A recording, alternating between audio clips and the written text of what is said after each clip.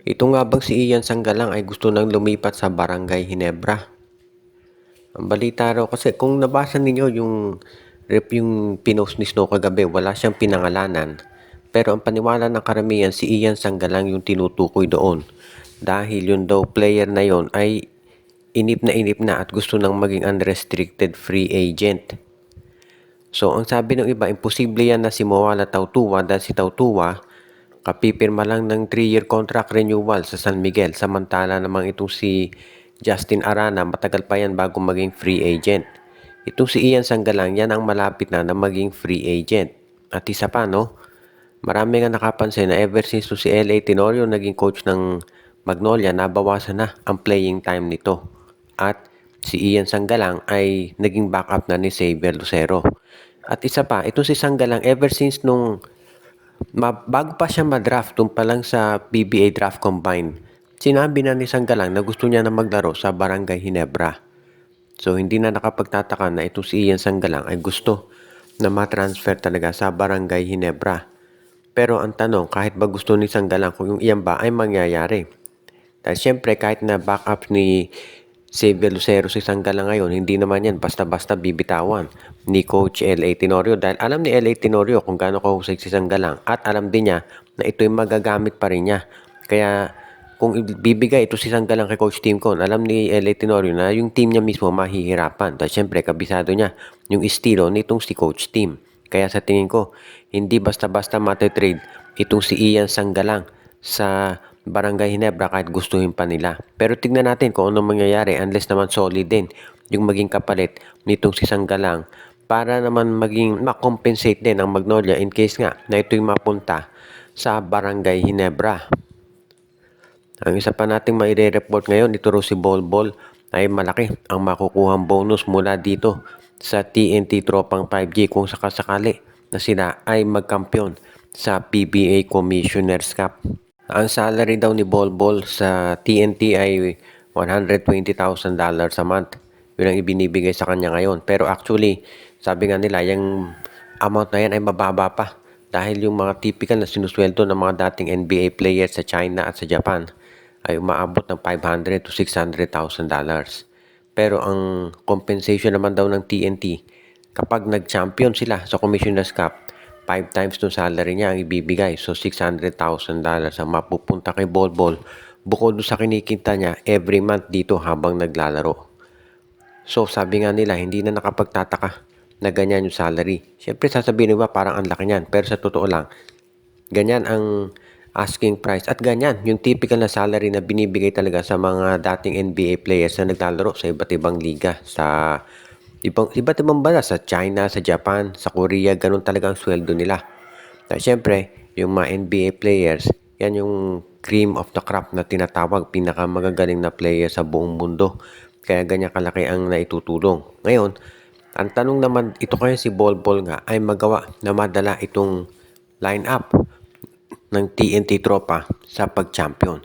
Kasi ito namang TNT Tropa, malakas nga yung local lineup nila pero meron mga kumukwestiyon doon sa scoring o doon sa durability nito si Bolbol.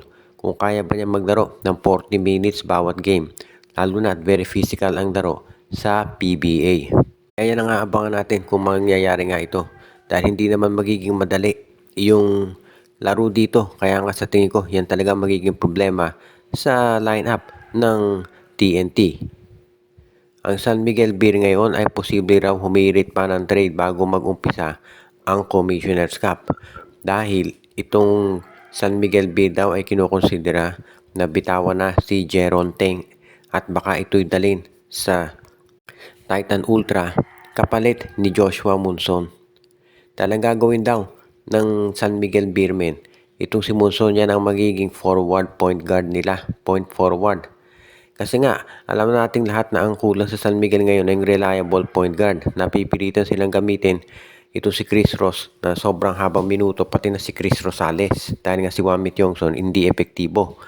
So ang gagawin ng San Miguel, iti-trade nila si Jeron Teng kapalit ni Joshua Monson at si Joshua Monson ang magiging additional point guard nila. Ito namang si Wamit Yongson, baka i-trade na yan din sa Titan Ultra or sa Terra Firma kapalit ng first round draft pick.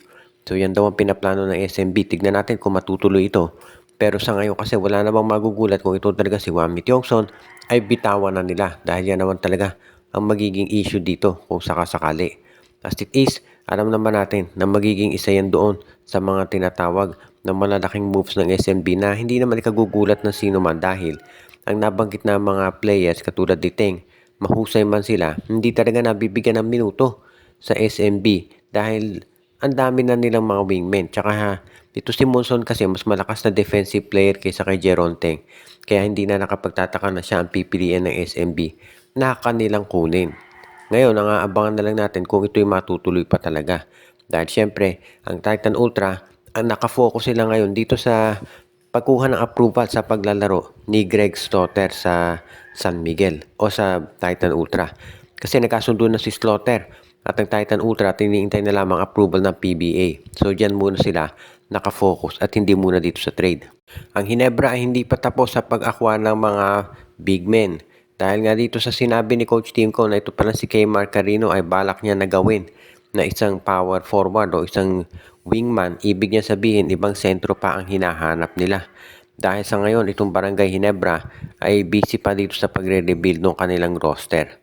Malaking bagay talaga nung nawala ito sila Jamie Malonzo at Maverick Hanmisi. So maraming nakulang sa lineup ng Hinebra.